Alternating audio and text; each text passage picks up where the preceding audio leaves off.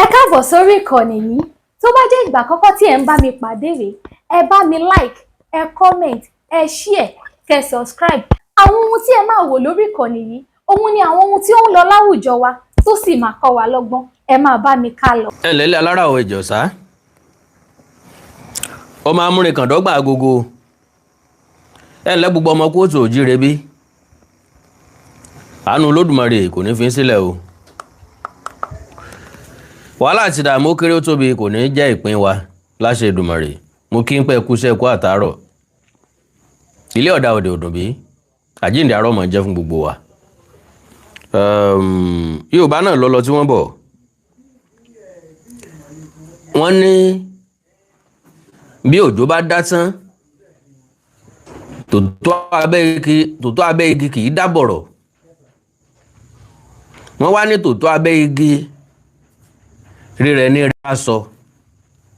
Gbogbo àná la mọ̀ á ti ṣàlàyé ẹ̀ ní tí wọ́n ń pè ní tòótọ́ abẹ́ igi. Ìyẹn ni pé tí ìṣẹ̀lẹ̀ bá ṣẹlẹ̀, àwọn àwúlẹ̀wú gbọ́ tí ọmọ jáde lẹ́yìn rẹ̀ òun la ewé tòótọ́. Ọmọ ọba kì í dá nìkan ràjò. Bí ìṣẹ̀lẹ̀ bá ṣẹlẹ̀, àmọ́ rántí àwọn nǹkan kan tó lù mọ́ ìṣẹ̀lẹ̀ tó ṣẹlẹ̀. Kọ́lọ́wọ́ bọ́ dẹlẹ̀ fẹ́yàn rẹ̀. Alhaji Taiwo Ogogo tó dára alẹ̀. Oríṣiríṣi controversy ló jáde lẹ́yìn rẹ̀. Ṣé ẹ gbàgbé? Àwọn kan sọ nípa ìyàwó ẹ̀. Ìyàwó méjì ló fẹ́, ìyàwó kan ló fẹ́, kò níyàwó ńlé, ó níyàwó ńlé. Torí wọ́n nígbàgbọ́ pé bẹ́ẹ̀ bá ti mọ kóbìnrin yẹyẹyẹ káàkiri pátí ẹ̀ lóbìnrin lé. Ẹlòmíràn nígbàgbọ́ pé bí ìyàwó yín ò bá ti mọ jáde lórí social media kọ́ mọ pé mi ìyàwó Ògògó, èmi ìyàwó Ògògó, wọn ti mọ̀ pé ó níyàwó. Ilé ìtọ́ hàn sí àwa ni pé Ògògó gbélé ayé rẹ̀ ṣùgbọ́n láwọn àwòrán àsọ́ọ̀lẹ̀. Bẹ́ẹ̀ sì ń wọlé bá mi share program yẹn. Oríṣiríṣi àwọn èèyàn ló ń sọ̀rọ̀. Nígbà tí àìsàn àkọ́kọ́ dé, mo rántí dáadáa, ìjọ́rí tí àwọn èèyàn sọ wípé wọ́n ta lọ́fà ni.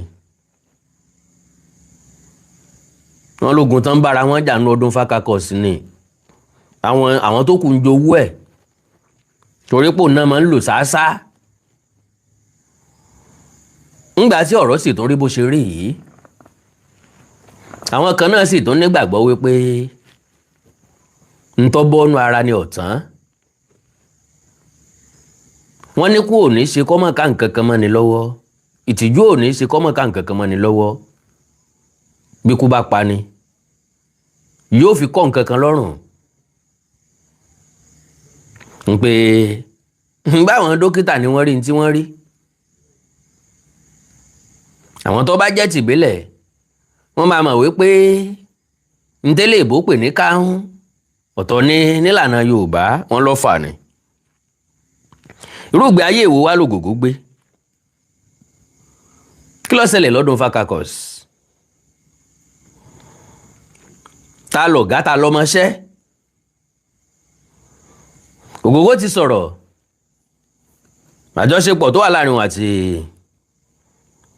Alhaji Yínká Quadri tí ẹnìkan kan ò lè doubt. So lélẹ̀ tó túmọ̀ sí pé wọ́n ní àbápè wọ́n ní mọ̀lẹ́ ọ̀rẹ́. Ṣùgbọ́n báwọn nǹkan kan ṣẹlẹ̀ láàrin wọn tí ò clear. Gẹ́gẹ́ bí ọ̀rọ̀ olóyè gẹ́gẹ́ bí ọ̀rọ̀ olóògbé Gbénga Adébóyè. Gbénga Adébóyè kú pẹ̀lú àwọn nǹkan kan. Àwọn àṣírí kan ń bẹ tó rú Gbénga Adébóyè àbẹ̀fẹ́fẹ́ tú ńgbà tó wà lórí àìsàn. Gbólóhùn tí ń sọ ńgbà náà ni pé tára mi bá yá ikú ọ̀dọ́jọ́ kò dóṣù. Ní bàbá wa ti parí ọ̀rọ̀ tá a sọ kàn yìí àmọ́ oúnjẹ tá jẹ kàn yìí àmọ́ ń tá ṣe kàn yìí àmọ́ gbogbo tọ́wọ́ rẹ bá ti bà ṣé bí ìgbà tó ní ṣèmí ìmọ̀ ni brother mi sister mi má fi ìgbàlà rẹ dọ̀la o má fi nǹkan kan dọ̀la ẹ̀ ń bá ní property kọ́kọ́ wíìlì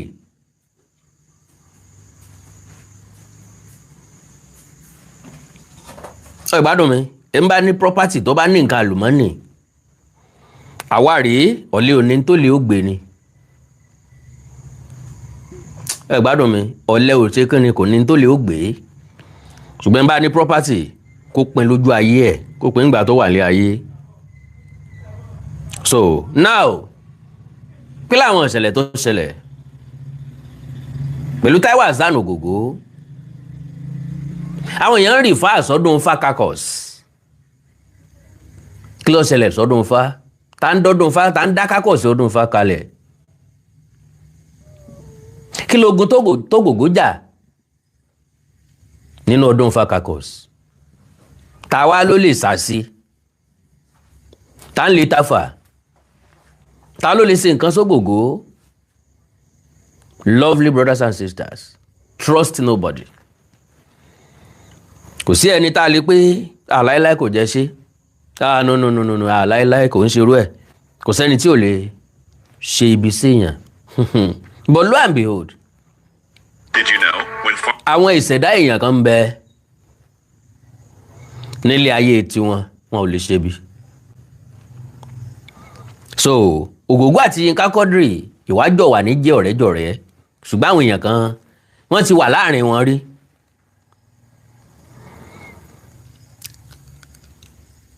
Yorùbá káre o Kennedy tí mo fi pé Yorùbá káre àwọn bàbá wa gbọ́n púpọ̀ wọ́n ní ọ̀rẹ́ ọ̀gbẹ́lẹ̀ta eléjì lọ̀rẹ́ gbà adé afúnṣòróyè ọmọ àṣàwòroko now ṣé láti ilẹ̀ làwọn méjèèjì ti pàdé wọ́n ti mọ́ra látọdún gbọ̀n èyí lọ́gà tiẹ̀ lọ́tọ̀ èyí lọ́gà tiẹ̀ lọ́tọ̀ tàbí ká sọ wípé èyí níbi tó ti ń bá wọn tán ti jọ ń ṣeré èyí níbi tó ti tán ti jọ ń ṣeré àwọn nǹkan kan ló súnmọ́ kejì táwọn méjèèjì tí wọ́n fi jọ ń ṣe tó fi di pé wọ́n ń wára wọn gbé ládùúgbò kan náà according to Taiwo Hassan Ogogo Èbúté Mẹ́ta lòun ń gbé ìyàwó tí Alhaji Yinka Quadri ń fẹ́ ń lòun gbé l'Èbúté Mẹ́ta bí Yinka Quadri bá ti wáyàwó ẹ̀ wá lòun àtògògó mọ́ ẹ máa sáré sáà ni ńgbà táwọn ọ̀dà ọdún fakakọ̀ sílẹ̀ Aládé Arómiré was there Àrọ́sán Pẹ̀fọ́ Ẹ̀lẹ̀ was there ó dàbí ẹni pé Lálùdé náà mẹ́mbẹ́ Yinka Quadri nìkan ni ò sí mbẹ̀ torí pé àwọn tèbúté mẹ́ta ni wọ́n jọ ń dámọ̀ràn láàrin ara wọn ẹjá dá ọdún fakakọ̀ ẹjá kóra wájọ ká dá kakọ̀s kan lẹ̀ ibi tátijọ́ mọ̀ ṣàjọṣepọ̀ wọ́n dẹ̀ ní àìdíà tó dáa ni nígbà tí ó tóbi jọ́ mélòó kan wọ́n ti gbé yẹ̀wò ló wá di pé ẹ bá wá dá kalẹ̀ á ní ìdí ẹnìkan tí ó máa darí wa according to Ogogo Aládé Arómiré gangan ló mention ẹ̀ ló initiate ẹ̀ pé ẹja dá kakọ̀ sílẹ̀ ok a máa ní ìdí olóyè ẹgbẹ́ o àti ní ìdí olóyè ẹgbẹ́ ṣùgbọ́n a ní ìdí ẹnìkan tí ó máa lead wa àtẹnìkan tí ó dàbí organizing secretary ó ní a máa alákápò àti ní ìdí akápò owó kílà ń dá bàbá ti fẹ́ ṣe nǹkan ká má dáwó bàbá ti fẹ́ ṣe nǹkan ká dáwó sọ́wọ́ ẹnìkan kó mọ̀ ó dàtà ni ká mú lólórí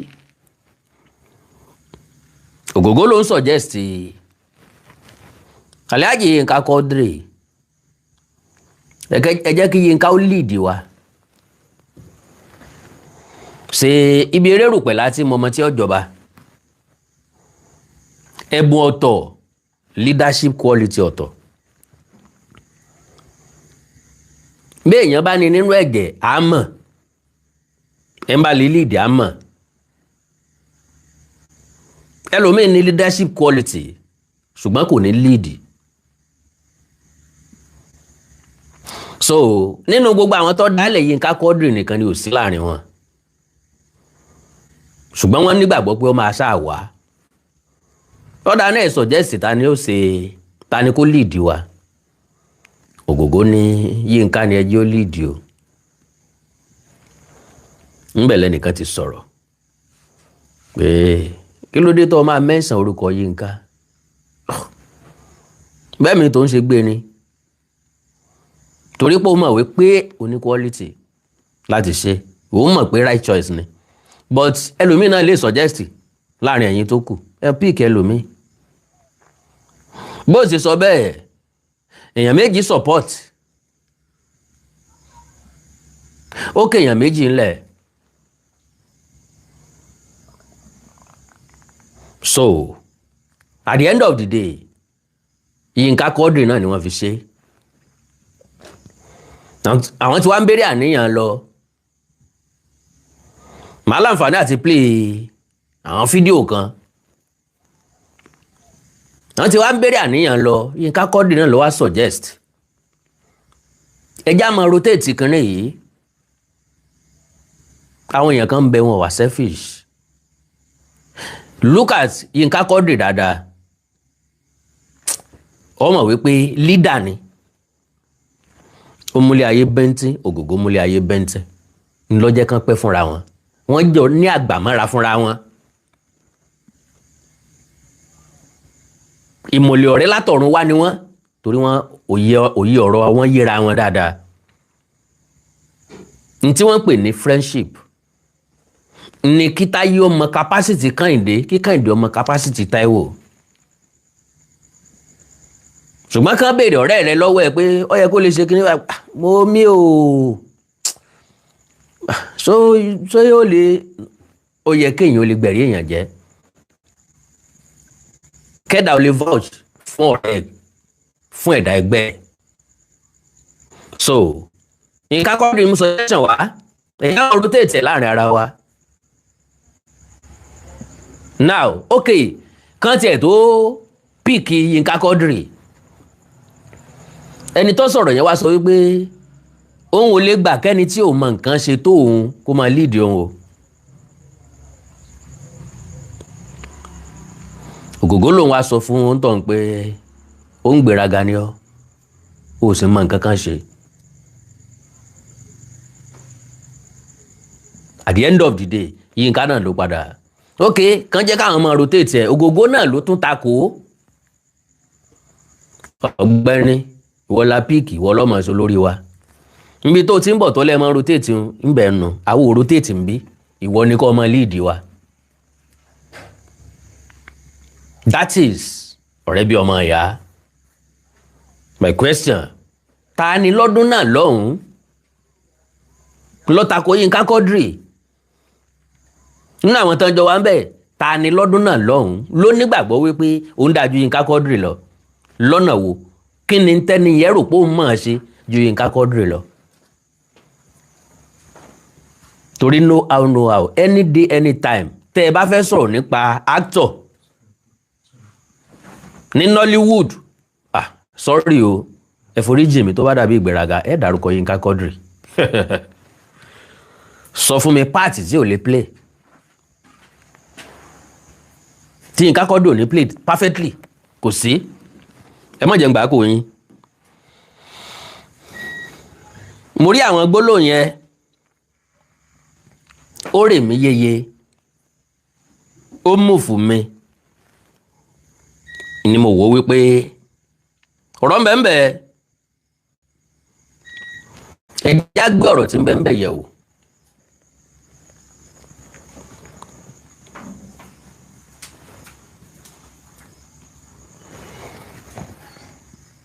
Ẹ má bínú o. So bẹ́ẹ̀ ṣe wọlé ẹjọ́ torí ọlọ́ọ̀ bá ń pín program yẹn ẹjọ́. Wọ́n bẹ̀ yín ni o. Wọ́n bẹ̀ yín ni, èmi kọ́ mo ra dátà fún yín o. Ẹ dákun.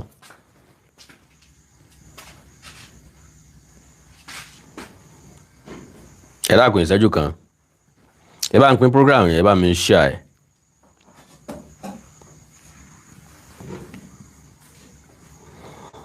kí ló mọ́rọ̀ ọ̀dàlẹ̀ wá ọ̀rọ̀ obìnrin ni láàrin tani àti tani láàrin Ògògó àti Yínká Quadri ẹ máa gbọ́ wìnrìnwìnrìn lónìí o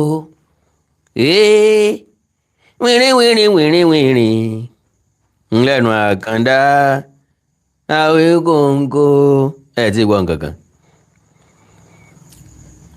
so ṣé ẹ ti bá mi ṣe àyẹ̀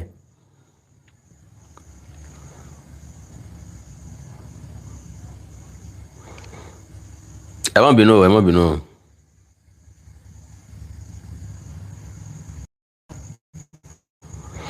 ẹ má bínú ẹ má bínú ẹ má bínú ẹ má bínú ah ok màmá ṣe lítà.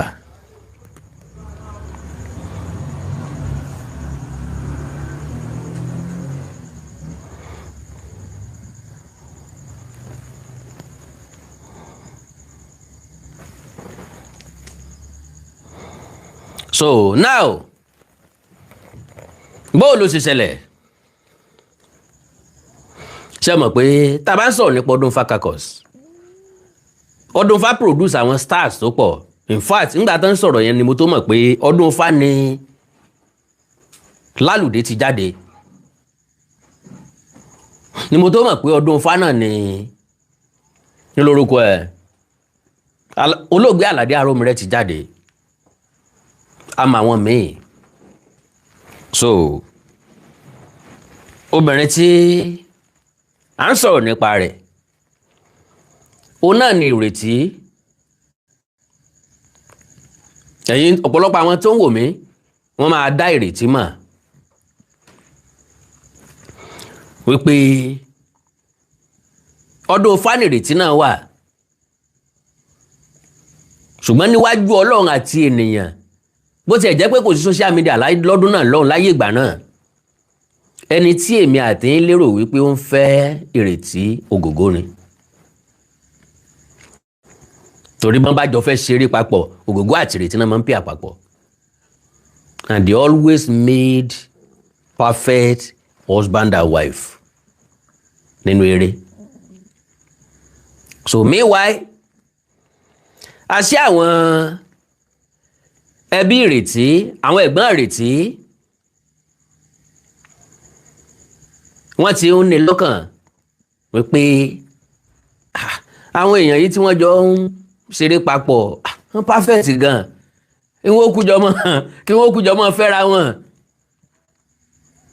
ṣùgbọ́n kó tó dàsìkò gbà náà ìṣẹ̀lẹ̀ kan ti ṣẹlẹ̀ ó kí ẹnìkan sọ̀rọ̀ legal wife ń bí ìwà mẹ́rin tí wọ́n bá wí tán ń pè ní legal wife lẹ́ẹ̀kan náà mo fẹ́ sọ̀rọ̀ nípa mo mọ bí tí mo bá ọ̀rọ̀ Ìrètí dé o mo fẹ́ sọ̀rọ̀ nípa second wife Taiwo Ògògó because mi ìfẹ́ rólé apá kan dá kan sí a ti sọ̀rọ̀ nípa ìyàwó ẹ̀ Àjọkẹ́ tí ṣèyálé lánàá Taibat ni ìyàwó kejì Taibat Taiwo pápápá second wife of veteran actor Ògògó Taibat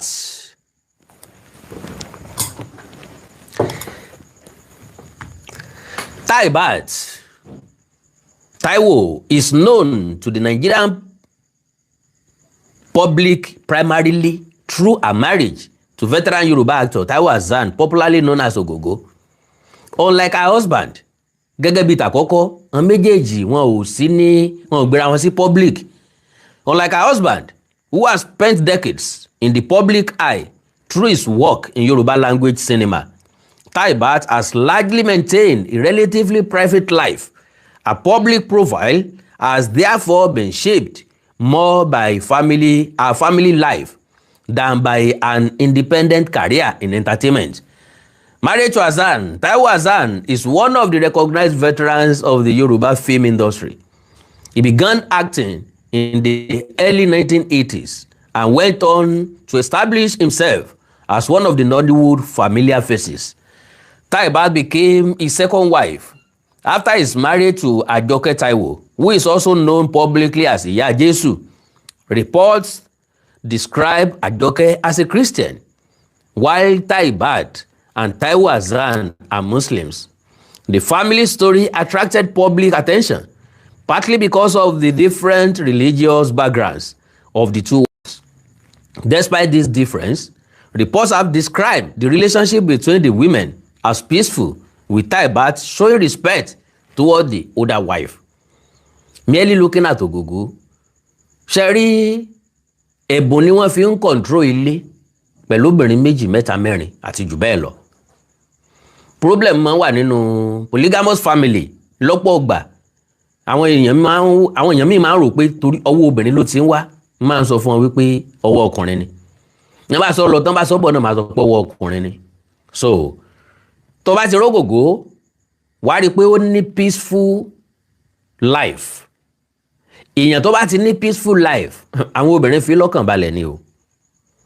Àgàgà tó bá ti jóbìnrin méjì, tó bá ti rí èèyàn tó lè rẹ́rìn ní gboro, ọkùnrin tó lè rẹ́rìn ní gboro, àwọn ìyàwó ẹ̀ fi lọ́kàn balẹ̀ ni.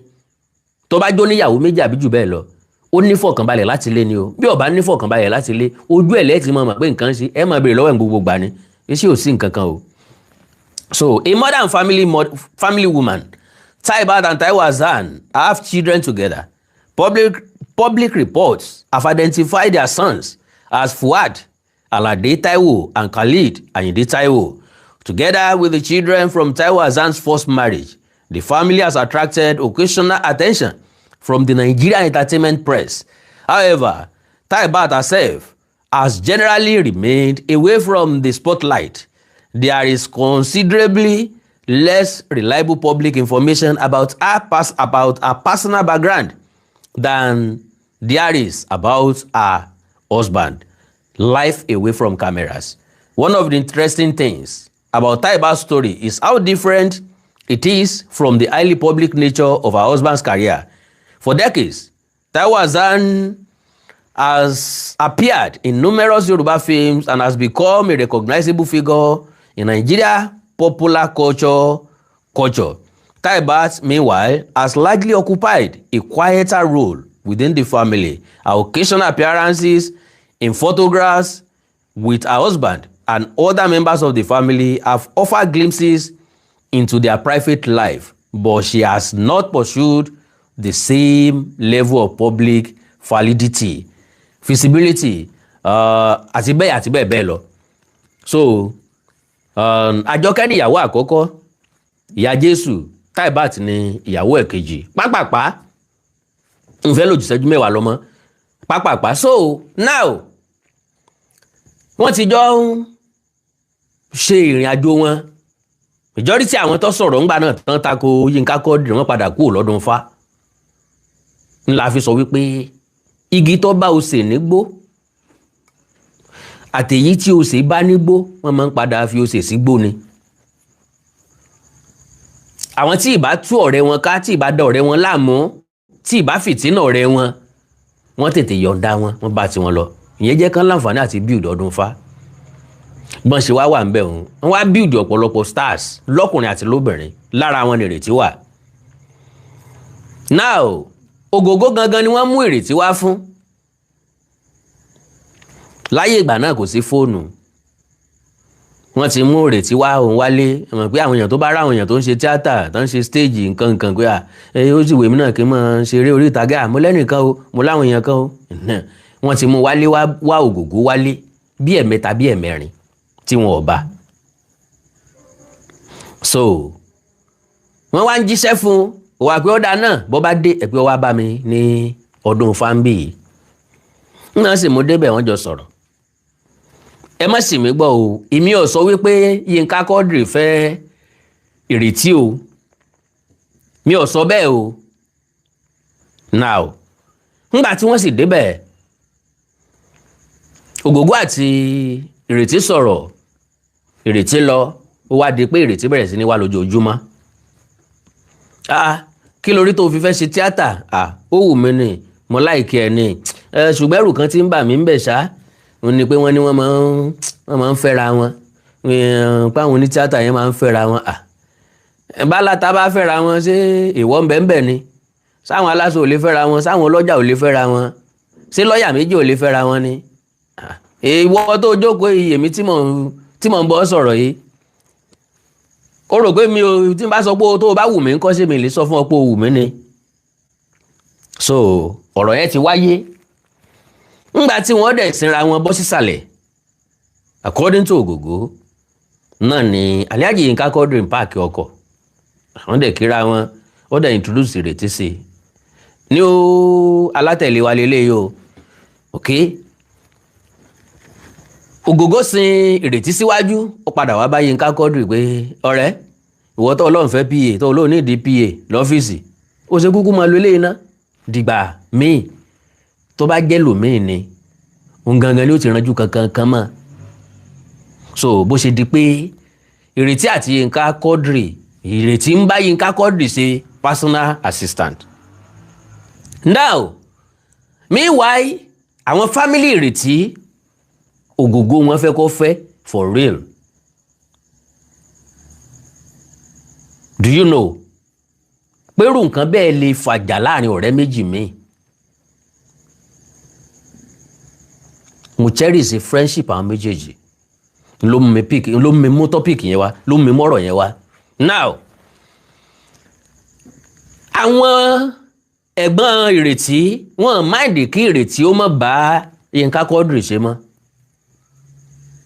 so wọ́n wá bá Ogogo pé kí lẹ̀ ń ṣe ẹ fẹ́ ìrètí náà ó wọ́n á ní irọ́ o eré táwọn ń ṣe àwọn ń ṣeré ń tiwọn ní iṣẹ́ làwọn ń ṣe yẹn èkó mọ́rọ̀ fífẹ́ wà ewu kí wá ló bá dé ń bẹ̀ sọ́lọ́pàá mú yàn sí ni ńgbà ìsìnkú àwọn ti fọmọ fún yàn kan tẹ́lẹ̀tẹ́lẹ̀ ẹ ń bá jẹ́ Yorùbá ti mọ̀túnmọ̀ nǹkan tí wọ́n ń sọ àwọn ò tí ì fọmọ fẹ́ nìkan kan o irọ́ aburú ń bi tẹ́ẹ̀ ti gbọ́dọ̀ fẹ́ sòpò possible mọ́ àmì wáyé ọkàn Ogogo ò sí ń bẹ̀ rárá n tí Ogogo rò lọ́kàn ni pé ẹṣin kì í jẹ koríko abẹ́ ọ̀dọ̀ ń lọ́wọ́ tó ti wá kọ́ṣẹ́ ẹ̀tọ́ nǹkan ni yóò tún máa fẹ́ because ó wá kọ́ṣẹ́ lọ́dọ̀ ẹ̀ géńdé Ọlọ́run ni arẹwà obìnrin ni yóò dùn ó lé lọ́rùn ni o so now bó bá jẹ́ bòmíì irú onítọ̀hún yóò sọ pé àyè ń ṣerú ẹ̀ náà ká ẹ lè mọ̀ wípé àwọn nǹkan ń bẹ tó yẹ kó dìjà láàrin àwọn méjèèjì ṣùgbọ́n kò sí. I want you to listen to this to pick some valuable information nípa ìrìn àjò Yinka Quadri àti Taiwo Hassan Ogogo.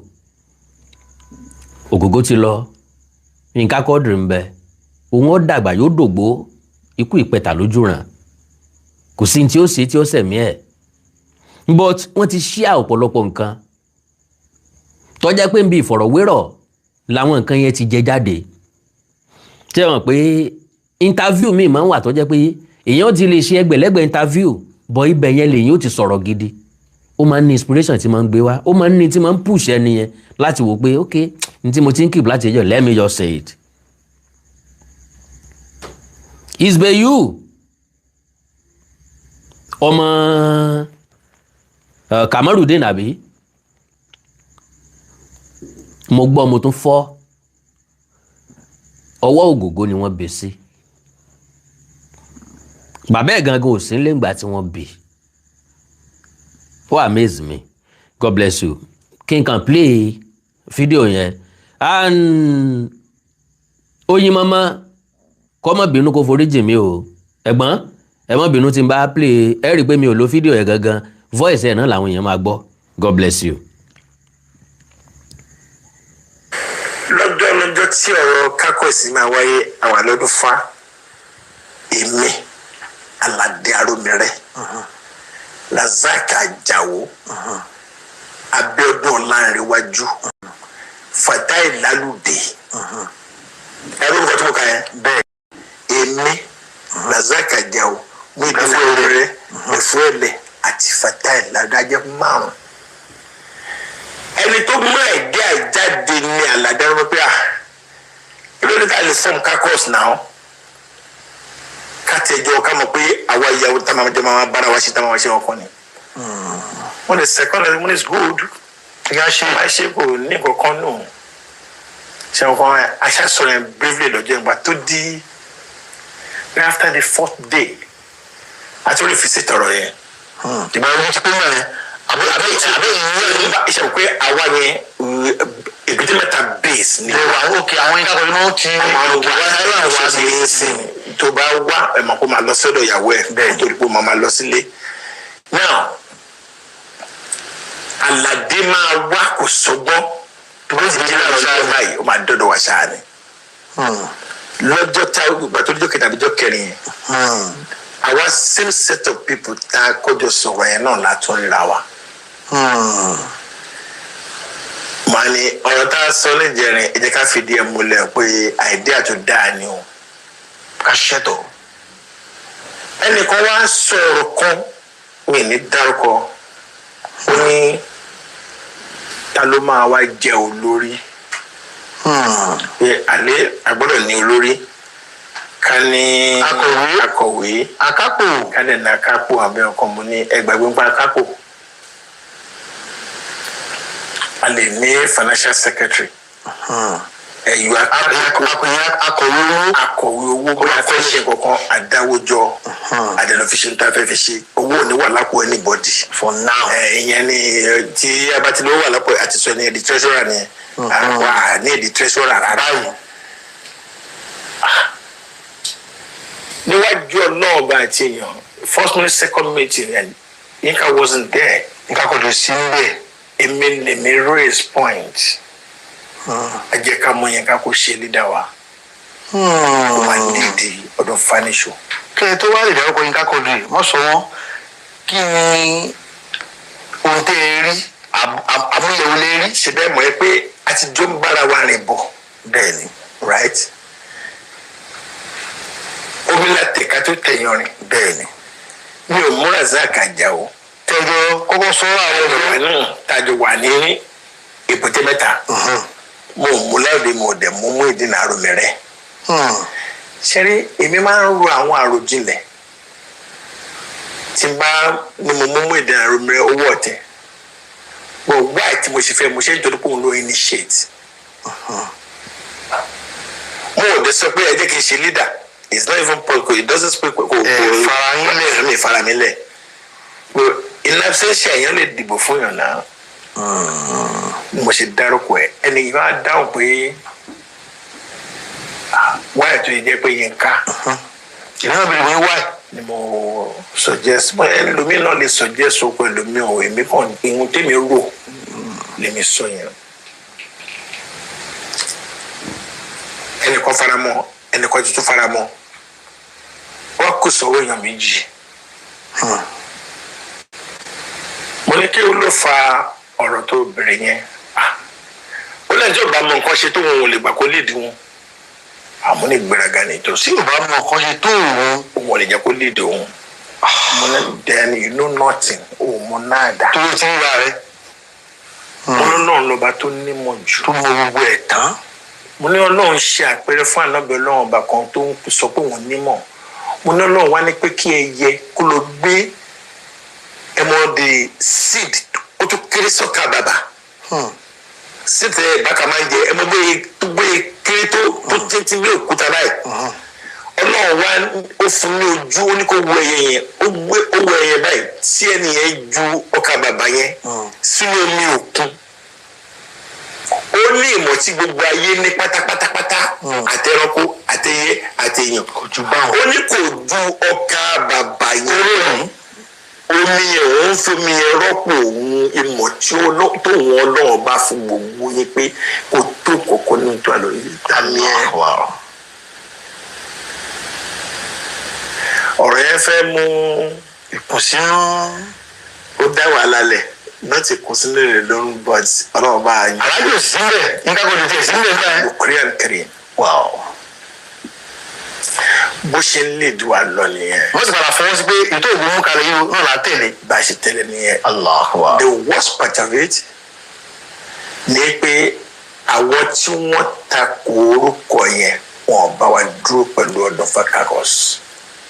wọ́n bí lọ ni. yes. látàrí pé ẹni ẹ̀ báyìí nìkan yíká lò. wọ́n bínú lọ́ọ̀tì wọn ẹlòmínà lọ́ọ́ dá tiẹ̀ sílẹ̀. ọlọ́ọ̀bá bínú ìyẹn ò sọ pé ká má jọ ṣọ̀rẹ́. a jọ ń ṣe ọ̀rẹ́ wa lọ tí n bá ń fẹ́ràn èèyàn bí Olódùmarè lórí ìfẹ́ ló ń ṣe. mo dẹ̀ rí pé ẹni tó deserve ẹ̀ ni ṣàṣe kì í ṣe gbogbo èèyàn tẹ́ẹ̀rí ló ní quality leadership now. Wallahi. tọ́rọ̀ bá ṣẹlẹ̀ tó bá máa gbé ọ̀rọ̀ ó máa tọ ọ̀rọ̀ yẹn bó ṣe yẹ kó lọ gbogbo that's nǹkan tó wá sínú brain mi ní time yẹn pé this guy can lead us. This ló wà láàrin wa lọ́jọ́ àgbéni à ń ṣègbè àwọn láàdọ̀ à ń ṣègbè àwọn àbúrò wa náà jẹ́ clothing abbey. Aromire tó wá kéré sáwọn yẹn ègé wọn tó kéré sí wọn.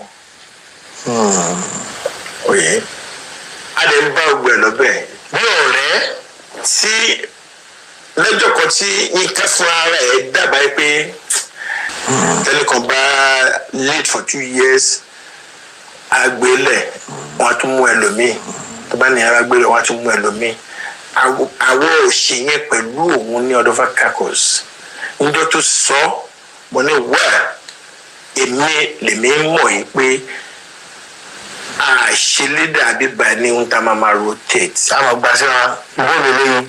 tó bá ṣe pé èmi ni mo kúrò nínú ọdún fakakos dé ní ọdún fakakos will remain.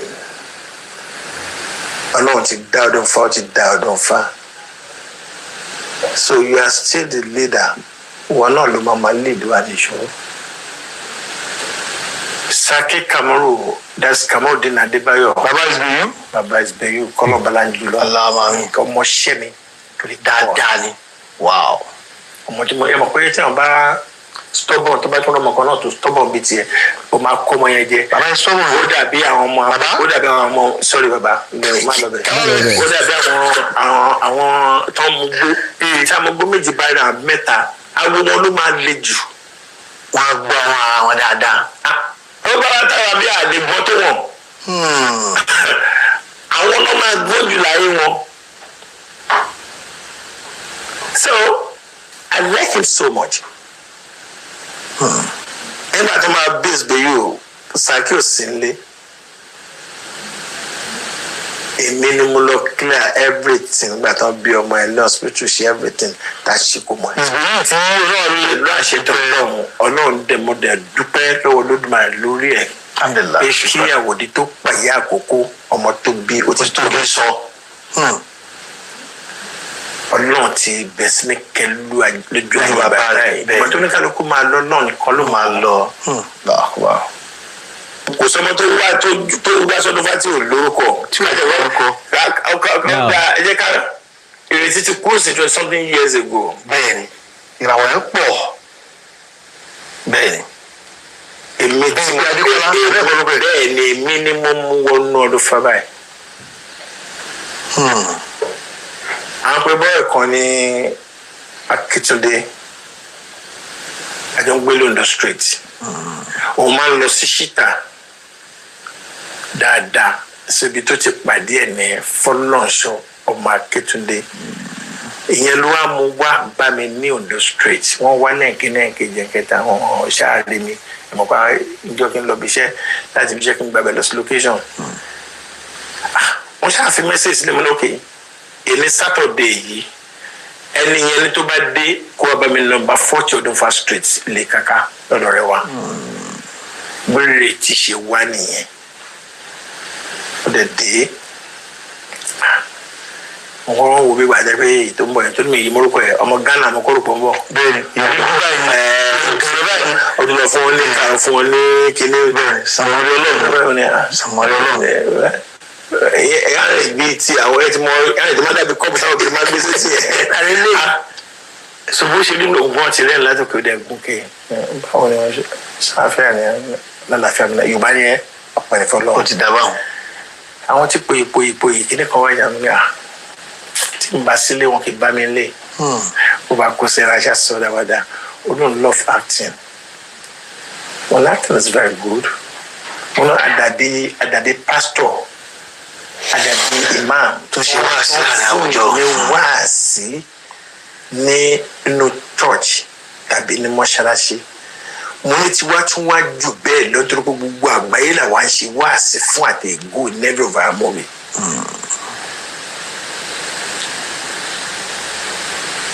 You are welcome.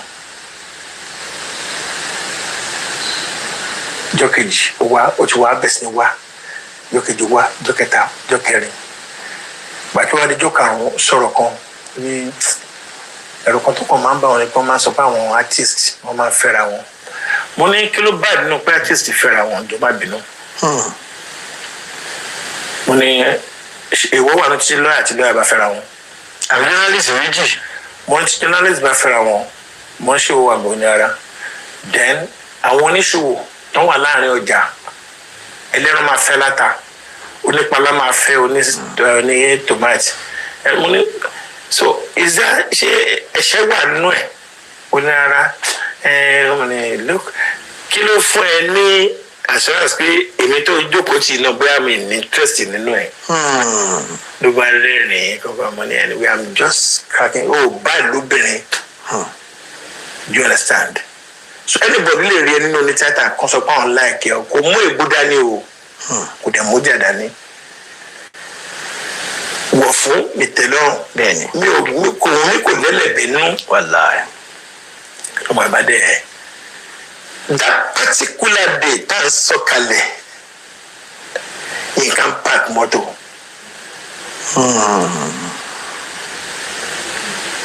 olùmọ́tò dáadé kan tó máa lọ fi ń kọjá gba 1640 ní station wagon báyìí alùmọ́tò yẹn bẹ́ẹ̀ ni máa kú ní múvì láyé bí actor ṣe wà tó lórúkọ ní mọ́tò yẹn náà ní òkè nígbà náà and 1640 ọdún dọ́là rẹ̀ o so báyìí ṣe ń bẹ̀rẹ̀ báyìí mo kàn introduce ọ̀ àti kásìrà wọn ni pé new member ni o bó darapọ̀ mọ́ wa ní báyìí wọ́n wá ìsàsùn lẹ́nu sílẹ̀tà ọmọ ìsúsú ajé mo á padà wá sẹ́yìn máa bá mi ìwọ ló ń wá pì tó fẹ́ máa bẹ́ẹ̀ ṣe you can still be using this o for now gẹ́gẹ́ bí pì ẹ̀ ọlọ́run ṣe lè kàwé ó dẹ̀ look presentable Taiwo sọ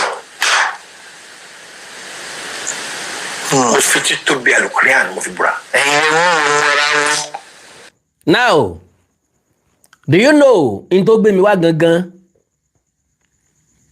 lórí point tí mo wá discuss lórí fídíò tí mo wá play ó ní pé assumption wa nígbà náà lọ́hùn-ún a nígbàgbọ́ pé Ògògó àti Ìrètí wọ́n ń fẹ́ra wọn ẹ mọ́ da wọn lóhùn jàre wọ́n ń bára wọn sùn wọ́n ń fẹ́ra wọn jàre Ìrètí dẹ̀ ti lè lọ́kọ́ ńlé bẹ́ẹ̀ yẹn o Ògògó náà ti máa níyàwó o ṣùgbọ́n àwọn gbọ́dọ̀ ṣeré tó tó báyìí kán mọ̀ lára wọn bó ṣe wá rí bẹ́ẹ̀ lọ́kàn wa ń gbà náà mo nígbàgbọ́ pé ọ̀pọ̀lọpọ̀ èèyàn náà ló máa rí bẹ́ẹ̀ lọ́kàn wọn I only want to clear that part n tó gbé tọ́pìkì wá tó gbé mi wá play fídíò yẹn nìyẹn.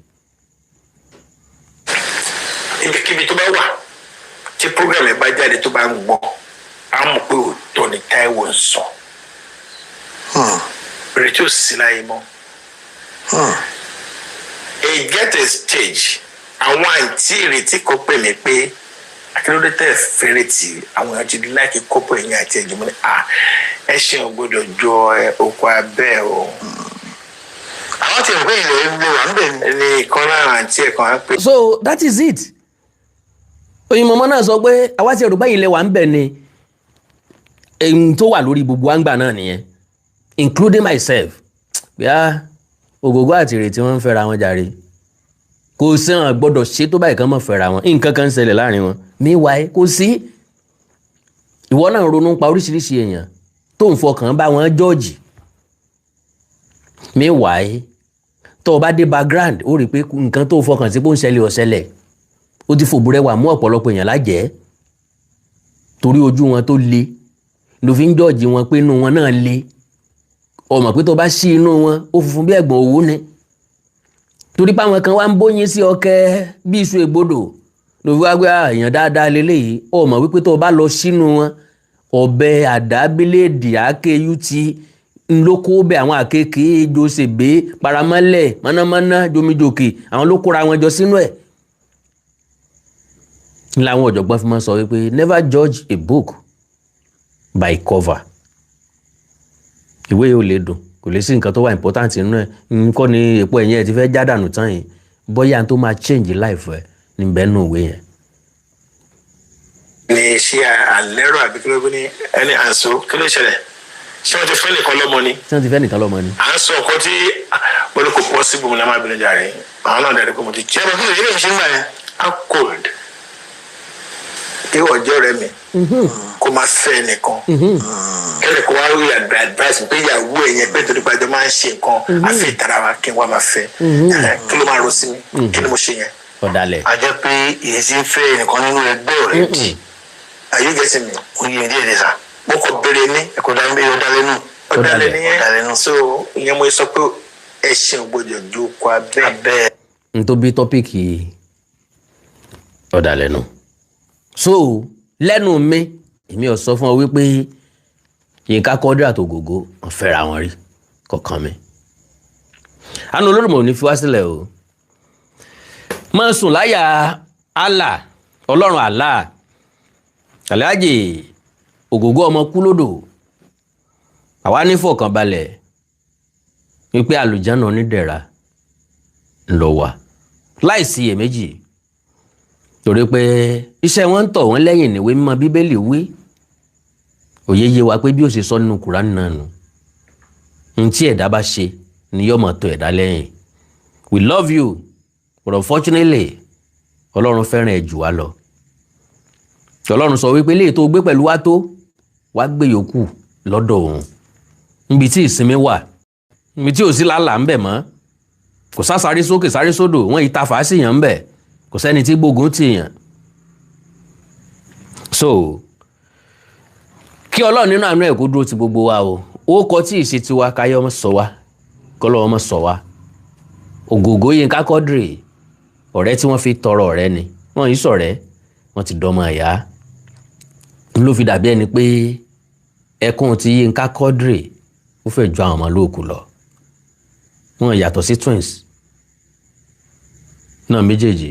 Almost gbogbo nǹkan tí wọ́n ṣe ní half of their lifetime wọ́n jọ ṣe papọ̀ ni. Wọ́n jọ ń wọṣọ kan náà, bàtà kan náà, fìlà kan náà ni.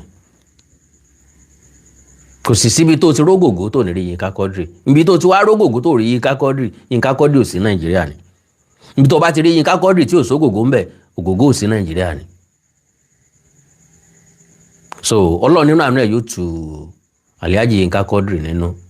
Gbogbo ẹ̀yin ọmọ ẹ̀kọ́ ara fẹ́ra o. Akandọ́ra Okoko kì í ṣe láti wá open wound o, ṣùgbọ́n láti wá establish ìmùlẹ̀ ọ̀rẹ́, ẹyẹlé ọ̀rẹ́, àti pàápàá láti wá correct impression ọkàn tí gbogbo wa nígbà náà. Mo nígbàgbọ́ pé eléyìí tó ti tàn mọ́lẹ̀ sí lọ́kàn majority. Ẹ jẹ́ kí kálukú wọ́ lọ sùn. Ẹ like ẹ follow page mi lórí Facebook Awikonko television àti Awikonko TV. Ẹ subscribe sí YouTube channel mi Awikonko TV. Ẹ ní nǹkan pàtàkì tẹ́ fẹ́ bá mi sọ, ẹ já sọ lórí WhatsApp +234 904 851 9362 +234 904 851 9362. Èdè àti àṣà ilẹ̀ káàrọ̀ òjìrì bí òní wọmi o. Orílẹ̀-èdè ilẹ̀ káàrọ̀ òjìrì òní dàrú. Ìlú ẹnìkọ̀ọ̀kan wa yóò tòrò mẹ́nẹ́mẹ́nẹ́ bí omi àfòwúrọ̀ pọ̀n. Àjùwàṣe o. Ó dàárọ̀ o. Òrùn ayọ̀ lásùn. Àní tó jọ ń dojúkú. I love you all. Bye bye.